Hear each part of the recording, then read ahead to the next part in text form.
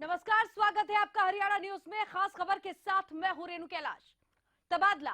Haryana police महकमे में भारी फेरबदल हुआ है। आला अधिकारियों पर गाज गिरी है। यशपाल सिंघल, जिन पर आंदोलन के दौरान अपनी जिम्मेदारी ठीक तरीके से ना निभाने के आरोप लगे, उनसे डीजीपी का पद ले लिया गया है। इसके अलावा सवालों में रही सीआईडी के एडीजीपी शत्रुजीत कपूर से भी जिम्मेदारी ले ली गई है। आंदोलन के दौरान हुई हिंसा के 2.25 महीने बाद हरियाणा सरकार का बड़ा फैसला। क्या इस फैसले से हो पाएगी नुकसान की भरपाई? पहले एक रिपोर्ट, फिर जानने की करेंगे कोशिश।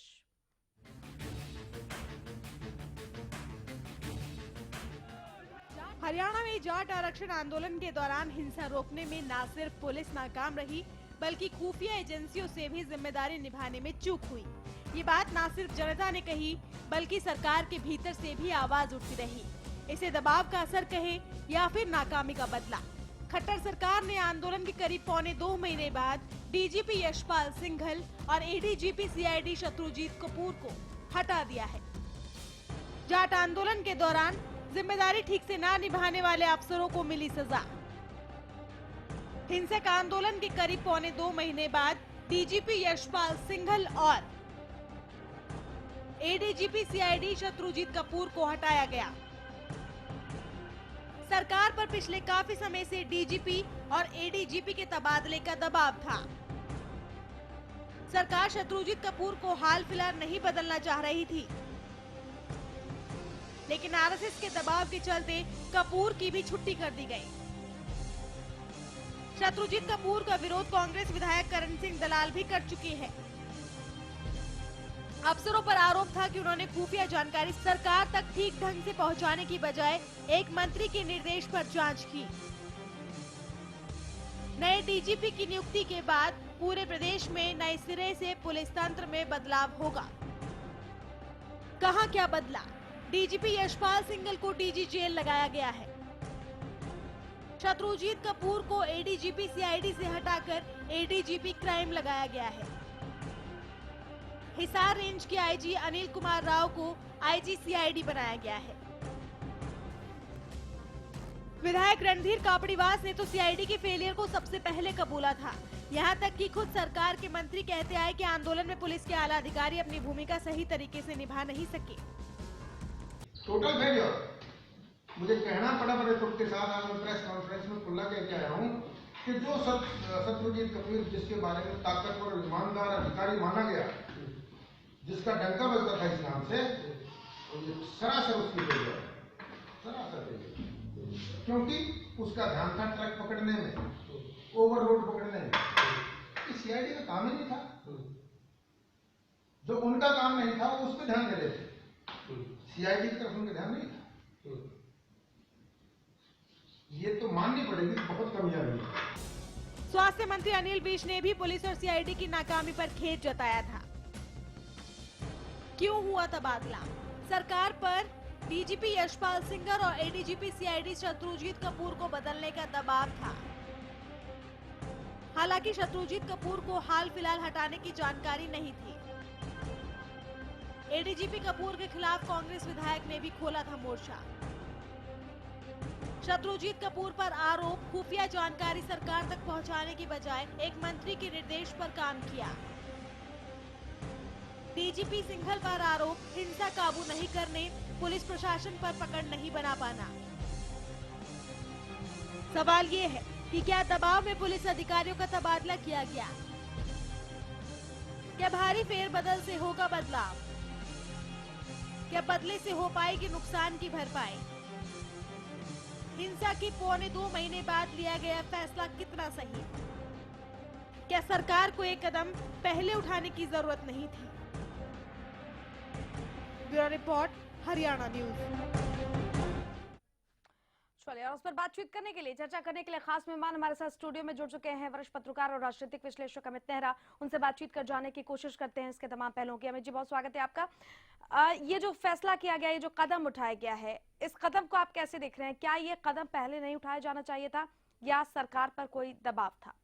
बिल्कुल रेणु, ये देर से उठाया गया उचित कदम है, मैं तो ये कहूँगा।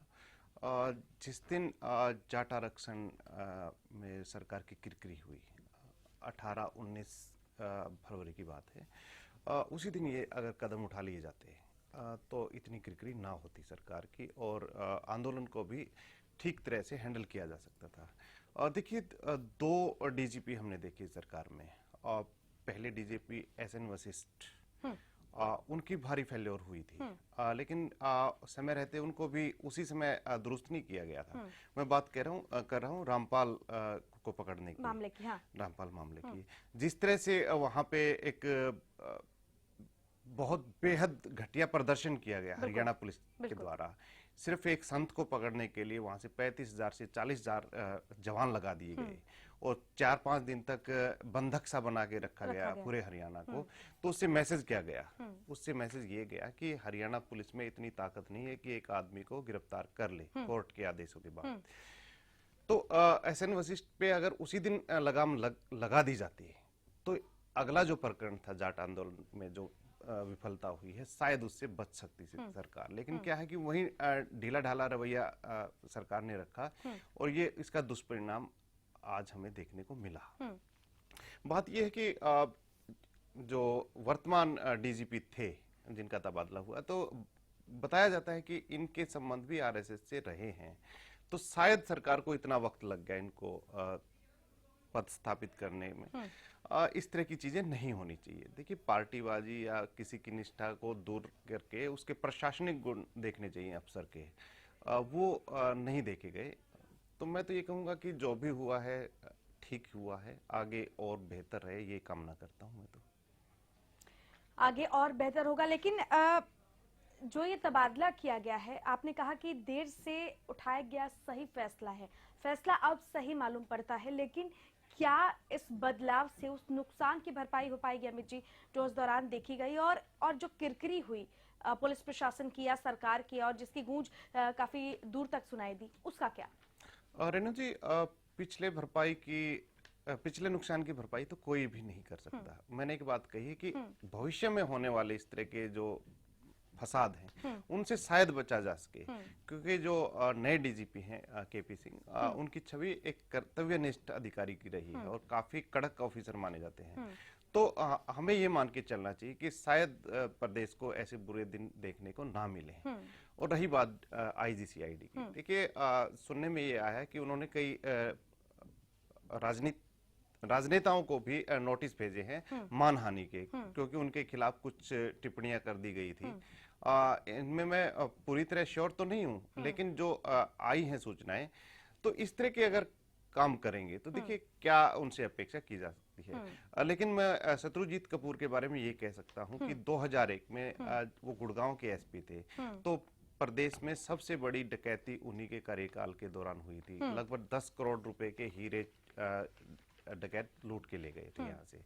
तो देखिए, इस तरह के ऑफिसर, उनका सारा जो आचरण है, लेखा जोखा है, वो भी देखना चाहिए कि आप लगा किसको रहे हैं, और भविष्य में भी अगर इस तरह की छानबीन की जाए तो हो सकता है कि आने वाले नुकसानों से सरकार बच सके। तो आने वाले नुकसानों से बचा जा सकेगा, अहम सवाल ये है। लेकिन जिस तरह का फेल्योर देखा गया उसने भी कई सवाल खड़े किए, और जिस तरह का ये बदलाव किया गया है उस पर भी सवाल खड़े किए जा रहे हैं। अमित जी, सवाल ये भी है कि पुलिस प्रशासन पर जिस तरीके से यशपाल सिंघल की पकड़ नहीं थी, क्या उम्मीद जताई जाए कि वर्तमान नेतृत्व एक पकड़ बना पाने में सक्षम हो पाएगा, या एक जो मनोबल गिरा उस वक्त पुलिस प्रशासन का, क्योंकि कई जगहों पर दबे छिपे भी ये रिपोर्ट आई कि कर्मचारियों के हाथ पांव वैसे ही काट दिए गए थे, उनसे कहा गया था कि आपको कुछ नहीं करना है, आपको मुक्त दर्शक देकर बने रहना। तो क्या वो विश्वास की बहाली कर पाएंगे? देखिए रेणु, वही बात मैं फिर से दोहरा रहा हूँ। सुधार होता है ऊपर से नीचे और गड़बड़ी होती है नीचे से ऊपर। आप मेरी बात समझ रही हैं? बिल्कुल। गड़बड़ियां नीचे से हुई, कांस्टेबल लेवल से हवलदार से फिर ASI, sub inspector, inspector, DSP, SP, लेकिन सुधार कौन करेगा? सुधार एक कांस्टेबल नहीं कर सकता, सुधार करेगा डीजीपी। जब तक डीजीपी को नहीं बदला जाता तब तक सुधार कैसे संभव है? तो अब ये हमें मान लेना चाहिए कि सुधार की गुंजाइश है, और जो नए डीजीपी हैं केपी सिंह, उनकी छवि एक दमदार और कर्तव्यनिष्ठ ऑफिसर की रही है। तो इसके दावे पे मैं ये कह सकता हूं कि आगे स्थितियां सुधरेंगी बजाय बिगड़ने के।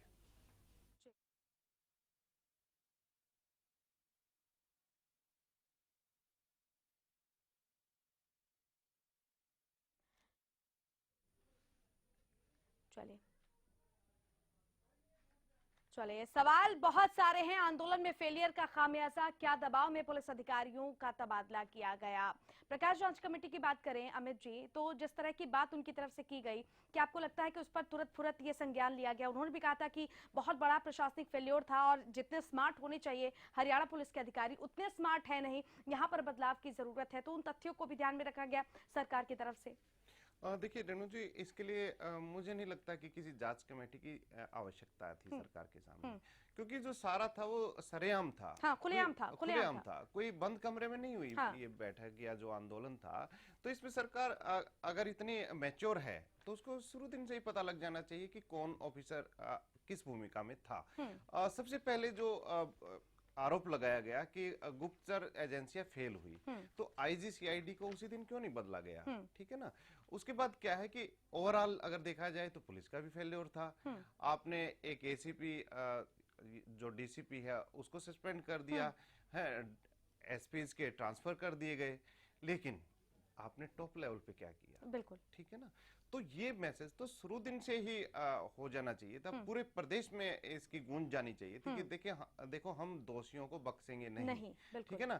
इसका मतलब क्या है कि जो टॉप ऑफिशियल हैं वो मौज करें और नीचे वाले बिल्कुल। देरी की वजह आपको क्या लग रही है अमित जी? देरी की वजह मैंने एक आपको बताई दी है कि बताया जाता है कि किसी उच्च अधिकारी के आरएसएस घराने से काफी नजदीकी संबंध रहे जी। तो हो सकता है मैं गलत भी हूं, लेकिन कहीं ना कहीं ये इशारा करता तो है ही। बिल्कुल। लौटेंगे आपके पास। कृष्णमूर्ति हुड्डा हमारे साथ कांग्रेस की तरफ से फोन लाइन पर जुड़ गए हैं। कृष्णमूर्ति जी नमस्कार, आवाज पहुंच रही है आप तक? जी नमस्कार, पहुंच रही है। अब बड़े अधिकारियों का तबादला कर दिया गया है, यशपाल सिंघल को हटा दिया गया है, शत्रुजीत कपूर को हटा दिया गया है। इस पूरे तबादले को आप कैसे देख रहे हैं? क्या आपको लगता है कि ये कदम पहले उठाया जाना चाहिए था सरकार की तरफ से?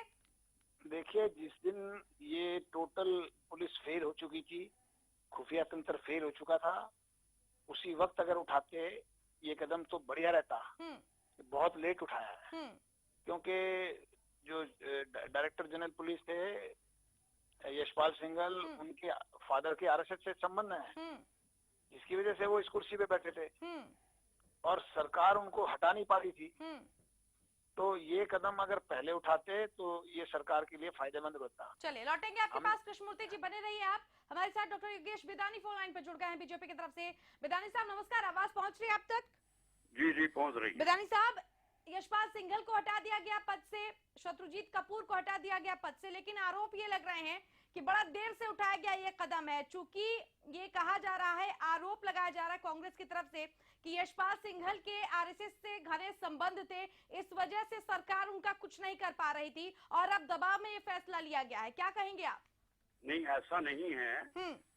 ट्रांसफरें तो देखो होती रहती हैं अफसरों की, लेकिन ये ठीक है कि जैसे अब रिपोर्ट आई है, जैसे कोई बात आई है, तो उसमें नियमानुसार पारदर्शी के हिसाब से हमने ये चेंज किया है। ये पारदर्शिता पौने 2 महीने के बाद क्यों दिखाई दी बिदानी साहब? पहले हो जाना चाहिए था। एक तरह से देश तभी जाता। जब तक रिपोर्ट नहीं आए पूरी तरह, तब तक पूरा वो नहीं होता। जब पूरी तसल्ली हो गई तो हो गया। अच्छा, इसमें कोई चिंता वाली बात ही नहीं है। चलिए लौटेंगे आपके पास बिदानी साहब और कृष्णमूर्ति जी आपके पास भी। यहाँ पर वक्त एक छोटा सा ब्रेक का हो गया है, ब्रेक के उस पार भी चर्चा जारी रखेंगे और अमित जी आपसे भी बातचीत हम जारी रखेंगे। जब लौट रहे हैं खास खबर के साथ।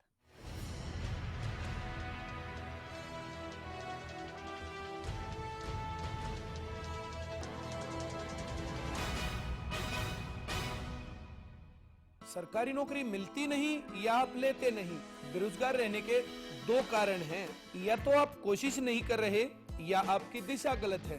सरकारी नौकरी कैसे पाई जा सकती है, देखिए हमारा खास कार्यक्रम कैसे पाएं सरकारी नौकरी, हर रोज दोपहर 2:30 बजे।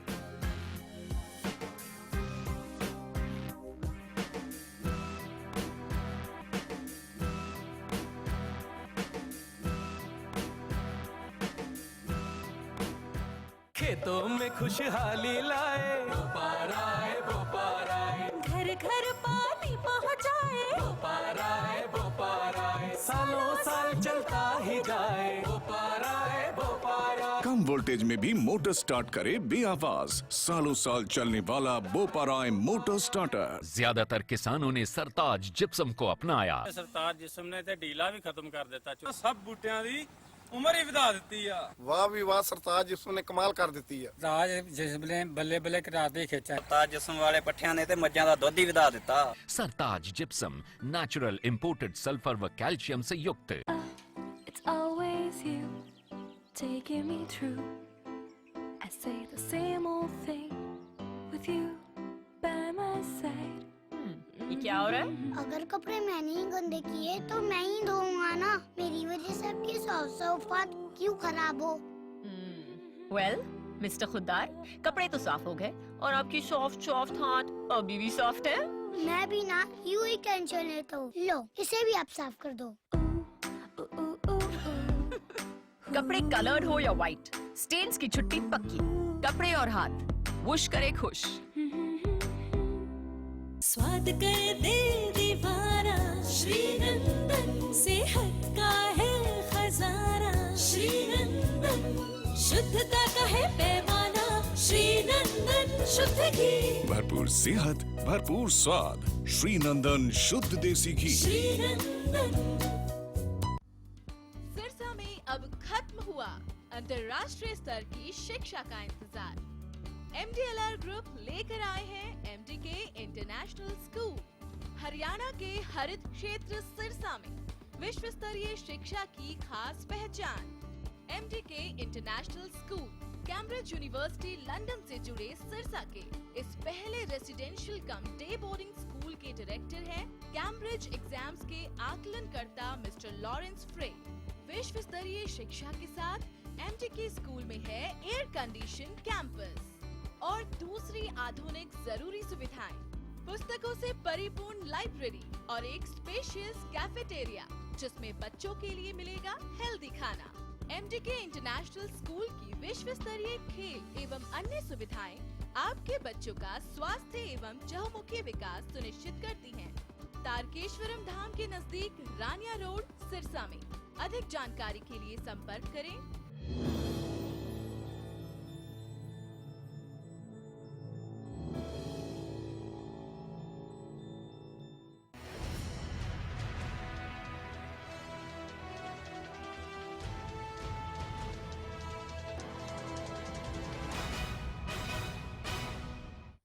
चलिए खास खबर में बात कर रहे हैं तबादलों की। वो तबादला जो कि काफी लंबे अरसे से प्रतीक्षित था, लेकिन अब आखिरकार उससे कर ही दिया गया। यशपाल सिंघल को उनके पद से हटा दिया गया है।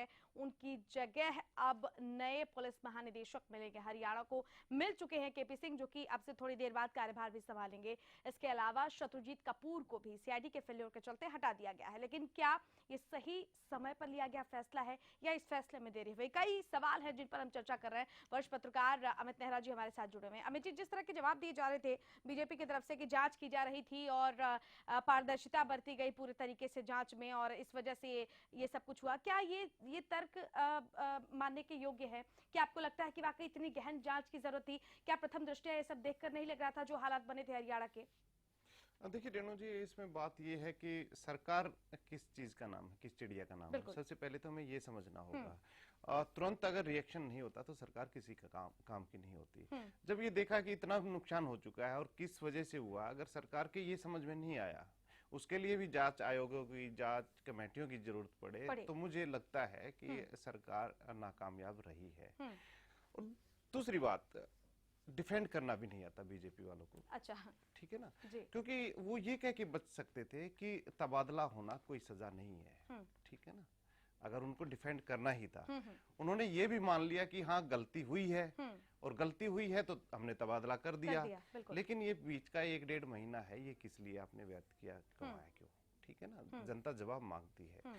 तो बात ये है कि झूठ के कई नाम होते हैं, उनको किसी नाम से बोलो रहेगी झूठ ही। सीधी सी बात है, फेल्योर रही है पुलिस की, प्रशासन की, और इसमें देरी हुई है, ये भी एक फेल्योर रही है सरकार की, मैं तो ये कहूँगा। लेकिन हमें आशावान रहना चाहिए कि आगे ऐसा कुछ ना हो, सरकार तुरंत कदम उठाए और समय रहते उठाए, तब तो प्रदेश का भला है। नहीं तो ऐसे ही चलना है तो फिर हमें और ज्यादा नुकसान के लिए तैयार रहना चाहिए। बिल्कुल। लूप होल्स इस पूरे प्रकरण में अमित जी, अगर आपके नजरिए से देखा जाए, क्या क्या लूप होल्स आपको दिखाई दिए? सारे लूप होल्स हैं। देखिए, तालमेल की कमी है, मुझे लगता है, जो सबसे बड़ा गड़बड़ है यहाँ पे। देखिए, हमें मुख्यमंत्री की नियत पे शक नहीं करना चाहिए, लेकिन मुख्यमंत्री अगर ईमानदार है तो ये भी अपेक्षा करनी चाहिए कि वो समय रहते कदम उठाएं। समय रहते अगर कदम ना उठाए जाए तो सारा किया धरा खत्म हो जाता है। ठीक है ना। इसमें क्या है कि आपको एक सोर्स पे डिपेंड रहना छोड़ना होगा। ठीक है ना, क्योंकि जो मुख्यमंत्री होते हैं उसके कम से कम भी 5-6 सोर्स होते हैं। पॉलिटिकल सोर्स होते हैं, सोशल सोर्स होते हैं, रिश्तेदारी और परिवार के भी सोर्स होते हैं, गुप्तचर एजेंसियों के भी सोर्स होते हैं। आप सभी जगह से सूचनाएं मंगाए ना फटाफट। लौटेंगे आपके पास। इस वक्त हमारे साथ बीजेपी की तरफ से रणधीर कापड़ीवास फोन लाइन पर जुड़ गए हैं। रणधीर जी नमस्कार, आवाज पहुंच रही है आप तक? कापड़ीवास साहब सुन पा रहे हैं आप हमें? कापड़ीवास जी, आवाज पहुंच रही है आप तक?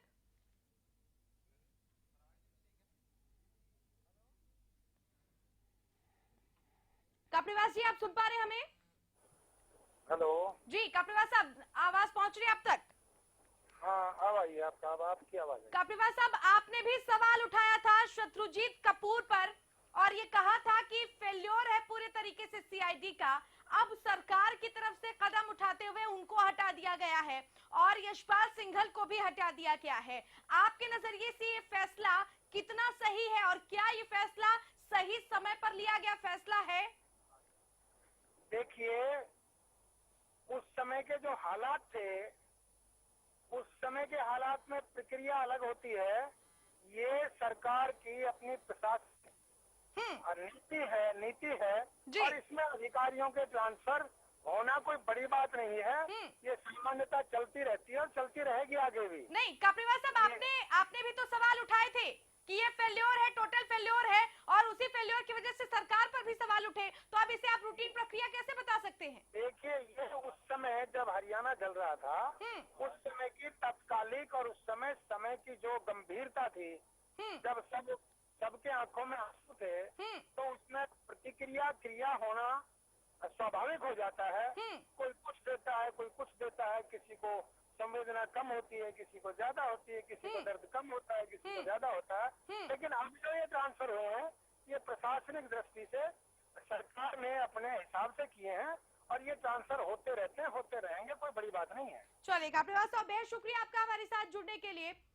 अमित जी, आपका भी बेहद शुक्रिया। यहाँ पर वक्त की कमी है हमारे पास, लेकिन कई सारे अहम सवाल अभी भी बरकरार हैं कि क्या ये फैसला दबाव में लिया गया और अगर ये फैसला लिया गया है तो क्या आगे आने वाली परिस्थितियों से निपटा जा सकता है? खैर, ये तो वक्त ही बताएगा और वक्त का इंतजार भी करना होगा। इसी के साथ खास खबर में फिलहाल इतना ही। नमस्कार।